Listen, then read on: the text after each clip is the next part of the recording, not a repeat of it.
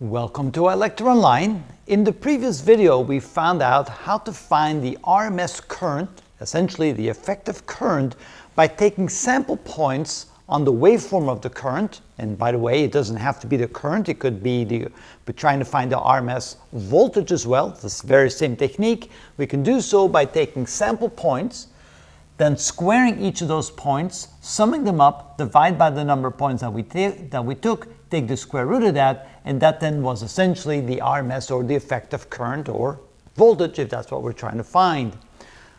We also realized that in order to get a better accurate or a more accurate value for the RMS current, we should actually take many more sample points. The more sample points we take, the more accurate that value is going to be.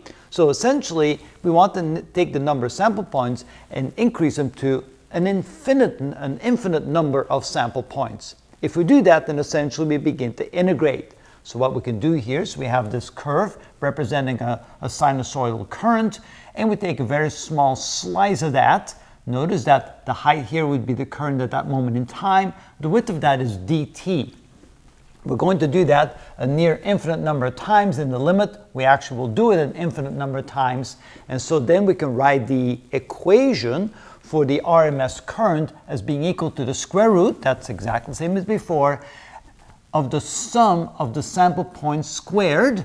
So the sum of the sample points squared divided by the number of sample points. Now the number of sample points will be equal to the total period of one of those periods in the cycle divided by dt, the width of each sample point. Of course, if there's a near infinite number of sample points, well, dt will be infinitely small, and therefore t over dt would be an infinite number of sample points.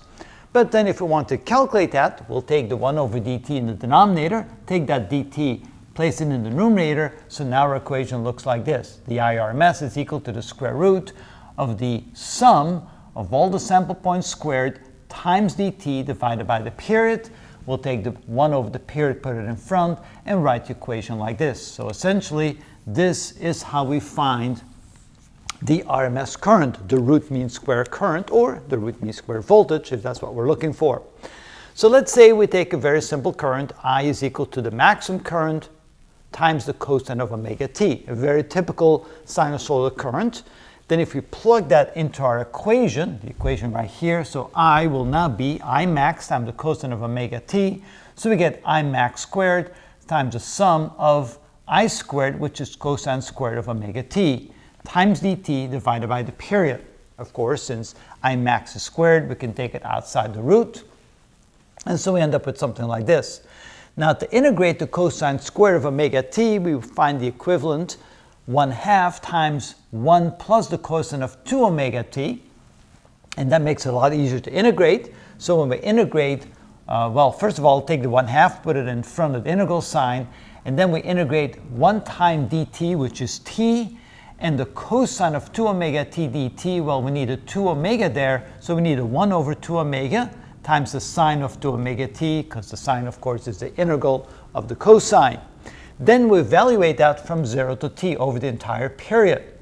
When we plug in the upper limit, t becomes capital T right here, the time becomes the period.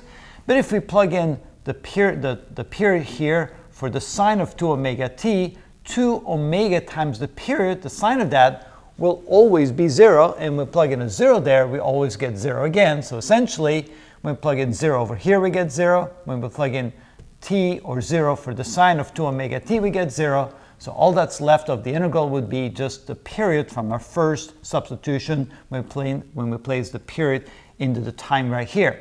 So we end up with IRMS is now equal to I max times the square root of 1 over 2t times t. The t's cancel out, and essentially the root mean square current is equal to the maximum current times the square root of 1 over 2, which is the square root of 2 over 2, which is 0.707 times I max.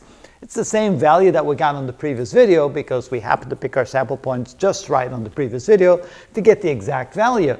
But that won't necessarily always be the case depending upon where you pick your sample points and how many you pick. Essentially, to get the most accurate value for the root mean square current or root mean square voltage, you use this equation right here, put the dt on top, take the current, square it, integrate over that, sum them all up essentially, and then evaluate over a single period.